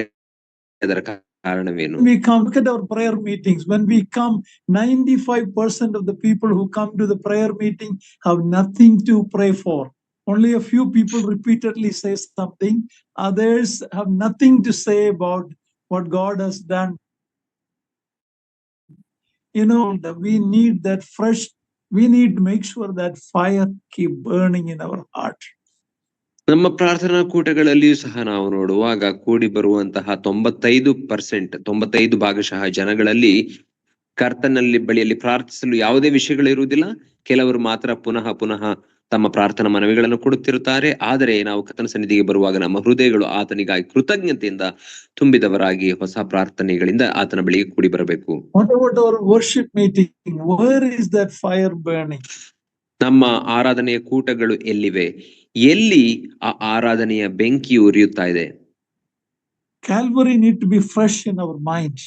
ನಮ್ಮ ಮನಸ್ಸಿನಲ್ಲಿ ಆ ಕಲ್ವಾರಿ ಅದು ಯಾವಾಗಲೂ ಹಸಿರಾಗಿರಬೇಕು. The priest has to put the wood on the altar to make sure that that fire is continually burning. ಆ ಯಾಜಕನು ಆ ಯಜ್ಞ ವೇದಿಯ ಮೇಲೆ ಕಟ್ಟಿಗೆಗಳನ್ನ ಇಡುವುದರ ಮೂಲಕ ಆ ಬೆಂಕಿಯು ಸರ್ವಾಂಗ ಹೋಮದ ಯಜ್ಞದ ಬೆಂಕಿಯು ಯಾವಾಗ್ಲೂ ಉರಿಯುತ್ತಿರುವ ಹಾಗೆ ಆತ ನೋಡಿಕೊಳ್ಳಬೇಕು. We have to put the wood, that is our devotion, our feeding on Jesus Christ. We meditate on this blessed person, and that will keep us from being cold. Our heart will be freshened, and we will be burning like those disciples. ನಾವು ಸಹ ನಮ್ಮಲ್ಲಿರುವಂತಹ ಆ ಬೆಂಕಿಗಳು ನಂದಿ ಹೋಗದ ಹಾಗೆ ಕಟ್ಟಿಗೆಗಳನ್ನ ಇಡುತ್ತಿರುವವರಾಗಿರಬೇಕು. ಅಂದರೆ ಆತನನ್ನ ಧ್ಯಾನಿಸುವವರಾಗಿರಬೇಕು ಮತ್ತು ಆತನನ್ನ ಸೇವಿಸುವವರಾಗಿರಬೇಕು. ಆಗ ಆ ಶಿಷ್ಯರ ಹೃದಯಗಳಲ್ಲಿ ಮತ್ತೆ ಆ ಬೆಂಕಿ ಉರಿದ ಹಾಗೆ ನಮ್ಮ ಹೃದಯಗಳಲ್ಲಿ ಉರಿಯುತ್ತಿರುತ್ತದೆ. So the bull has to be, the ox has to be completely burned, and the lamb also, when we see the same thing, it has to be completely burned. ಆ ಹೋರಿಯು ಸಹ ಸಂಪೂರ್ಣವಾಗಿ ಅದು ಸುಟ್ಟು ಹಾಕಲ್ಪಡಬೇಕು. ಅದೇ ರೀತಿಯಲ್ಲಿ ಸಂಪೂರ್ಣವಾಗಿ ಅವು ಸುಟ್ಟಲ್ಪಡಬೇಕು. The Lamb of God is even the object of worship, even in heaven, as we read in Revelation. ನಾವು ಪ್ರಕಟಣೆ ಪುಸ್ತಕದಲ್ಲಿ ನೋಡುವ ಹಾಗೆ ದೇವರ ಯಜ್ಞದ ಕುರಿಯು ಆತನು ಆರಾಧನೆಗೆ ಯೋಗ್ಯನು ಎಂಬುದಾಗಿ ನಾವು ನೋಡುತ್ತೇವೆ ಪರಲೋಕದಲ್ಲಿ. Verse 11 speaks about he shall slay it on side of the altar on the northward before the Lord. ನಾವು 11ನೆಯ ವಚನಕ್ಕೆ ಬರುವಾಗ ಯಾಜಕಕಾಂಡ 1ನೇ ಅಧ್ಯಾಯ 11ನೇ ವಚನದಲ್ಲಿ ಅದನ್ನು ಯೆಹೋವನ ಸನ್ನಿಧಿಯಲ್ಲಿ ಯಜ್ಞವೇದಿಯ ಉತ್ತರ ಕಡೆಯಲ್ಲಿ ವಧಿಸಬೇಕು ಎಂಬುದಾಗಿ ನಾವು ಓದುತ್ತೇವೆ. There is something special about the north side in the word of God. ದೇವರ ವಾಕ್ಯದಲ್ಲಿ ಉತ್ತರ ದಿಕ್ಕಿಗೆ ಕೆಲವು ಮಹತ್ವವಿರುವುದನ್ನು ನಾವು ಕಾಣುತ್ತೇವೆ. Jerusalem is a city on the north side. ಯೆರೂಸಲೇಮ್ ಸಹ ಉತ್ತರ ಭಾಗದಲ್ಲಿರುವಂತಹ ಒಂದು ನಗರವಾಗಿದೆ. Where is heaven? ಪರಲೋಕವು ಎಲ್ಲಿದೆ? It has reference in the Bible to the north. ಸತ್ಯವೇದದಲ್ಲಿ ನಾವು ನೋಡುವಾಗ ಅದು ಉತ್ತರ ದಿಕ್ಕಿನ ಕಡೆಗಿದೆ ಎಂಬುದಾಗಿ ನಾವು ಓದುತ್ತೇವೆ. Read Isaiah 14:13 talking about the fall of Lucifer. What was his desire? Please read Isaiah 14:13. ಯೆಶಾಯನ ಪ್ರವಾದನೆ ಗ್ರಂಥ 14ನೇ ಅಧ್ಯಾಯ 13ನೇ ವಚನವನ್ನು ನಾವು ಓದುವಾಗ ಆ ಪರಲೋಕದಿಂದ ದೊಬ್ಬಲ್ಪಟ್ಟಂತಹ ಆ ಸೈತಾನನ ಮನದಾಶೆ ಏನಾಗಿತ್ತು ಎಂಬುದಾಗಿ ಅಲ್ಲಿ ಓದುತ್ತೇವೆ. ದಯಮಾಡಿ ಓದ್ರಿ. ನೀನು ನಿನ್ನ ಮನಸ್ಸಿನಲ್ಲಿ ನಾನು ಆಕಾಶಕ್ಕೆ ಹತ್ತಿ ಉತ್ತರ ದಿಕ್ಕಿನ ಕಟ್ಟ ಕಡೆ ಇರುವ ಸುರಾಂಗಣ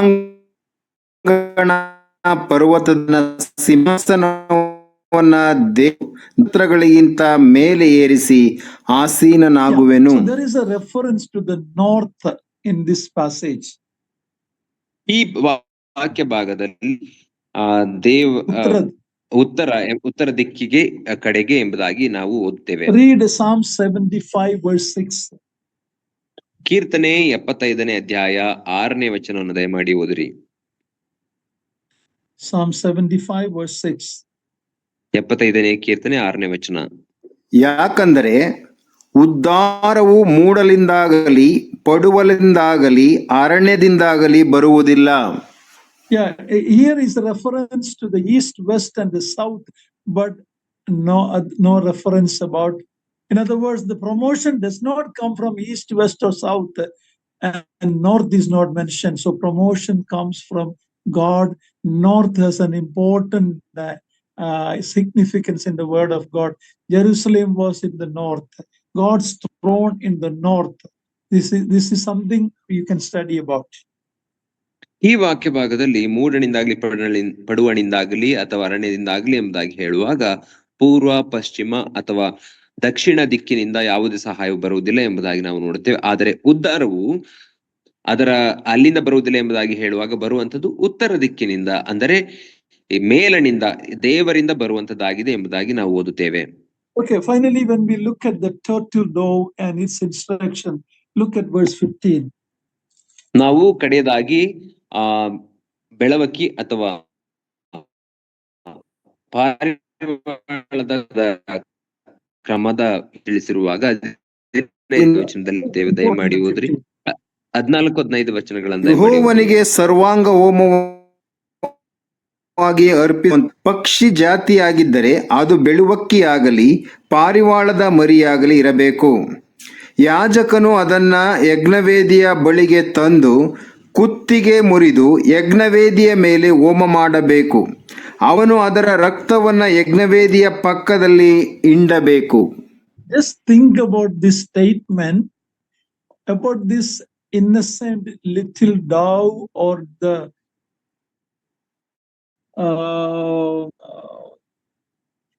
parivala,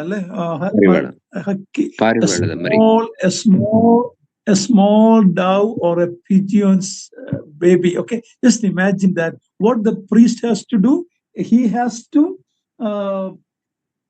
break its neck, wring off its head. Can you imagine how cruel that is to an innocent small bird? ನಾವು ಇಲ್ಲಿ ಪಾರಿವಾಳದ ಮರಿಯನ್ನ ಎಂಬುದಾಗಿ ಹೇಳುವಾಗ ಅದು ಸಣ್ಣದಾದಂತಹ ಪಾರಿವಾಳ ಅಥವಾ ಬೆಳವಕ್ಕಿಯ ಮರಿಯನ್ನ ಆ ಮಹಾಯಾಜಕನು ಅದರ ಕುತ್ತಿಗೆಯನ್ನ ಮುರಿದು ರಕ್ತವನ್ನ ಹಿಂಡಬೇಕು ಎಂಬುದಾಗಿ ನಾವು ಅಲ್ಲಿ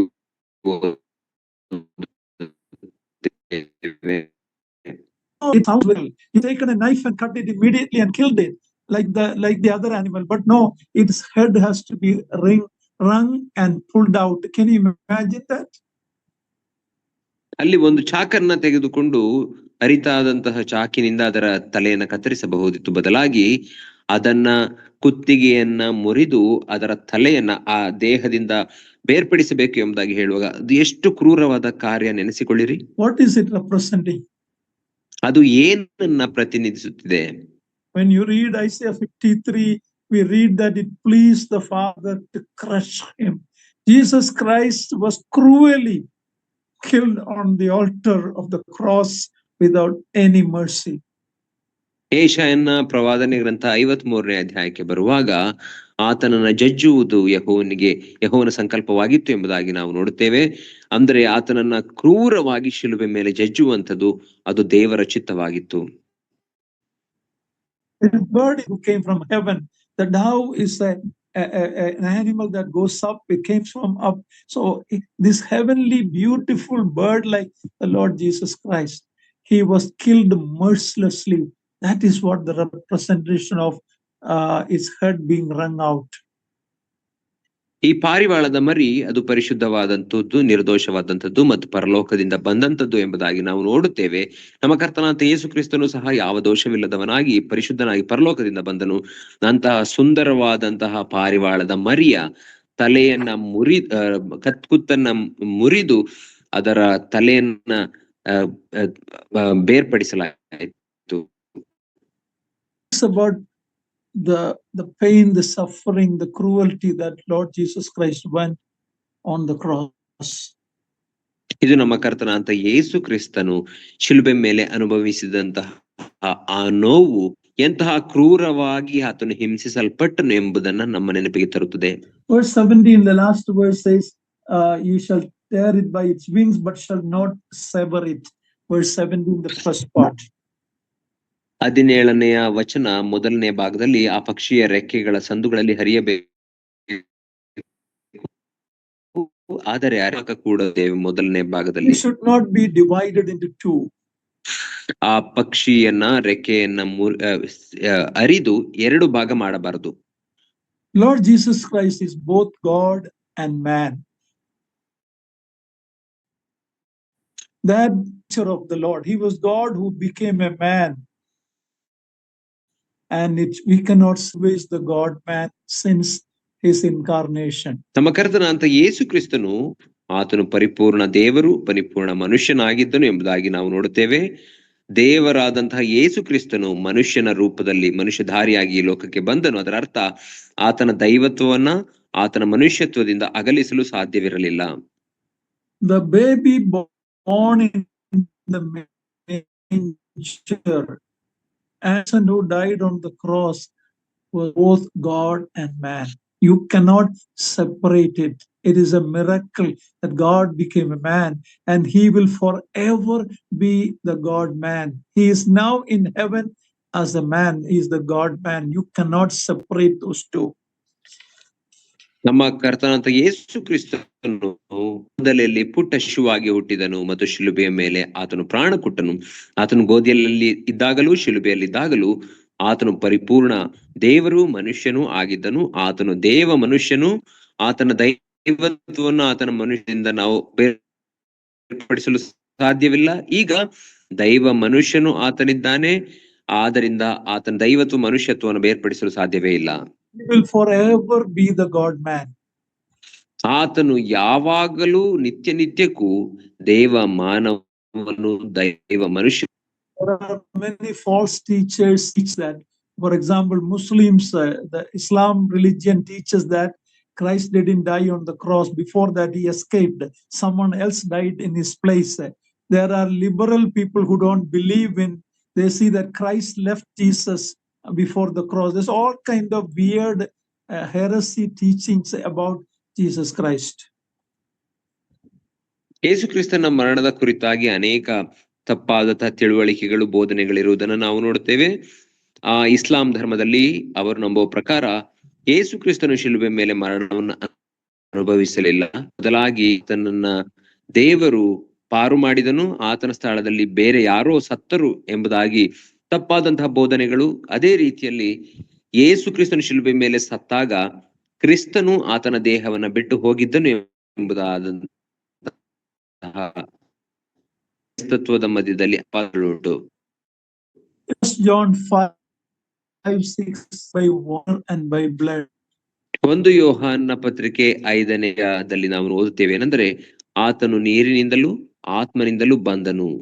ನೀರಿನಲ್ಲಿ ರಕ್ತದಲ್ಲಿ, ವಾಟರ್ ಅಂಡ್ ಬ್ಲಡ್. ನೀರಿನಲ್ಲಿಯೂ ರಕ್ತದಲ್ಲಿಯೂ ಆತನು ಬಂದನು ಎಂಬುದಾಗಿ ನಾವು ಓದುತ್ತೇವೆ. Speaks about his ministry starting when John the Baptist baptized him. That was the beginning of his public ministry. ನೀರಿನಿಂದ ಬಂದನು ಎಂಬುದಾಗಿ ಹೇಳುವಾಗ ಆತನ ಸ್ನಾನಿಕನಾದ ಯೋಹಾನನು ದೀಕ್ಷಾ ಸ್ನಾನ ಮಾಡಿಸಿದಾಗ ಆತನ ಸಾರ್ವಜನಿಕ ಸೇವೆಯು ಪ್ರಾರಂಭವಾದದ್ದನ್ನು ಸೂಚಿಸುವಂತದ್ದಾಗಿದೆ. And the blood means his death on the cross. So it was the same person who began the ministry and ended the ministry. It's the same person. You cannot separate the Godhead and the manhood of Jesus Christ.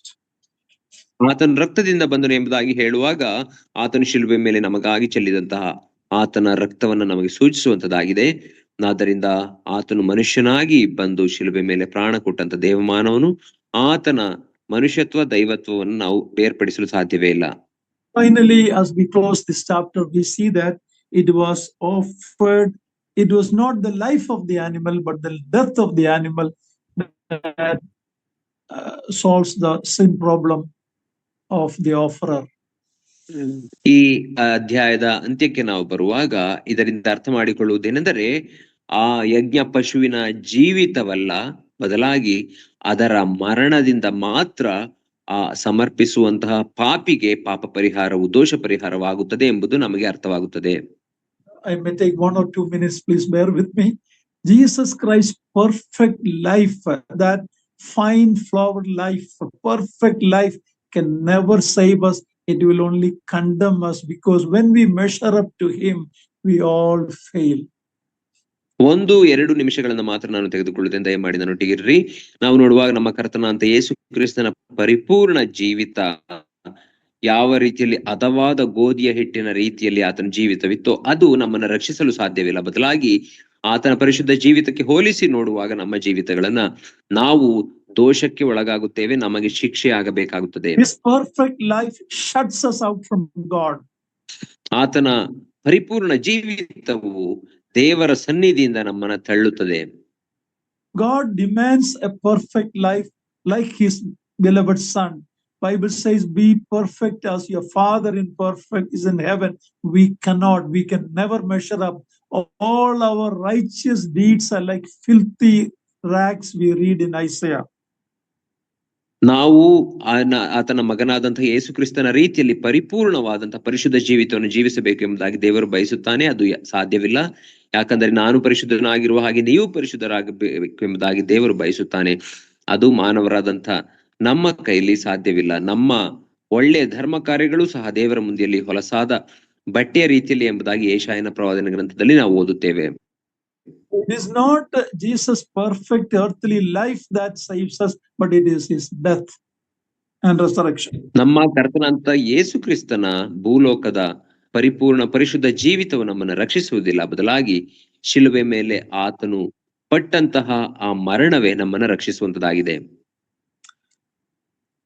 So as we complete chapter 1, we see the beauties of our Lord Jesus Christ, who gave himself completely on the cross, completely offered, became a sweet aroma to the Father. ಒಂದನೇ ಅಧ್ಯಾಯದ ಅಂತ್ಯಕ್ಕೆ ನಾವು ಬರುವಾಗ ನಾವು ಅರ್ಥ ಮಾಡಿಕೊಳ್ಳುತ್ತೇವೆ ಏನೆಂದರೆ, ನಮ್ಮ ಕರ್ತನಾಂತ ಯೇಸು ಕ್ರಿಸ್ತನ ಶಿಲುಬೆಯ ಮೇಲಿನ ಆ ಯಜ್ಞವು, ಮರಣವು ನಮ್ಮ ತಂದೆಯಾದ ದೇವರಿಗೆ ಗಮಗಮಿಸುವ ಪರಿಮಳವಾದ ಸುಗಂಧ ವಾಸನೆ ಆಗಿತ್ತು ಎಂಬುದಾಗಿ ನಾವು ತಿಳಿದುಕೊಳ್ಳುತ್ತೇವೆ. We can so many things we can tell, but because of the sake of time, an ox or a lamb or a pigeon, you see 3 animals. ಇಲ್ಲಿ ನಾವು ನೋಡುವಾಗ ಇನ್ನು ಅನೇಕ ವಿಷಯಗಳನ್ನು ನೋಡಿಕೊಳ್ಳಬಹುದು, ಆದ್ರೆ ನಮಗೆ ಸಮಯವಿಲ್ಲ. ಹೋರಿ ಮತ್ತು ಕುರಿಮರಿ ಮತ್ತು ಪಾರಿವಾಳ ಎಂಬುದಾಗಿ ನಾವು ನೋಡುತ್ತೇವೆ, 3 ವಿಧದ ಪ್ರಾಣಿಗಳು. A person can bring whatever he has. If that's all he can bring, God accepts even the poorest man's offering. ಒಬ್ಬ ವ್ಯಕ್ತಿಯು ತನಗೆ ಬಳಿಯಲ್ಲಿ ಇರುವುದ ಯಾವುದಾದರೂ ಈ 3ರಲ್ಲಿ ತರಬಹುದು. ಒಬ್ಬ ಬಡ ಮನುಷ್ಯನಾದರೆ ತನ್ನ ಬಳಿಯಲ್ಲಿರುವಂತಹ ಕೆಲವೇ ಹಣವನ್ನು ಸಹ ಅಥವಾ ಕೆಲವೇ ಯಜ್ಞವನ್ನು ಸಹ ದೇವರ ಬಳಿಗೆ ತರಬಹುದು, ಸಣ್ಣ ಯಜ್ಞವನ್ನ. God will not ask an ox from a person who only has a dove. ಕೇವಲ ಪಾರಿವಾಳದ ಮರಿಯನ್ನ ಹೊಂದಿರುವಂತಹ ವ್ಯಕ್ತಿಯಿಂದ ದೇವರು ಹೋರಿಯನ್ನ ಬಯಸುವುದಿಲ್ಲ. But if you have an ox and you don't give that, then you are guilty.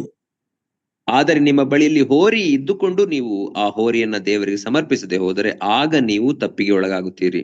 There is no excuse for not bringing things to God. By word of God says, never appear before God with empty hands. ದೇವರ ಬಳಿಗೆ, ದೇವರ ಸನ್ನಿಧಿಗೆ ನೀವು ಯಜ್ಞವನ್ನಾಗಲಿ ಕಾಣಿಕೆಯನ್ನ ತರದೇ ಇರುವುದಕ್ಕಾಗಲಿ ಯಾವುದೇ ಸಬೂಬನ್ನ ದೇವರು ಒಪ್ಪುವುದಿಲ್ಲ. ಯಾಕಂದರೆ ದೇವರ ವಾಕ್ಯ ಹೇಳುತ್ತದೆ, ದೇವರ ಸನ್ನಿಧಿಯಲ್ಲಿ ಯಾರೂ ಸಹ ಬರಿಗೈಯಲ್ಲಿ ಕಾಣಿಸಿಕೊಳ್ಳಬಾರದು.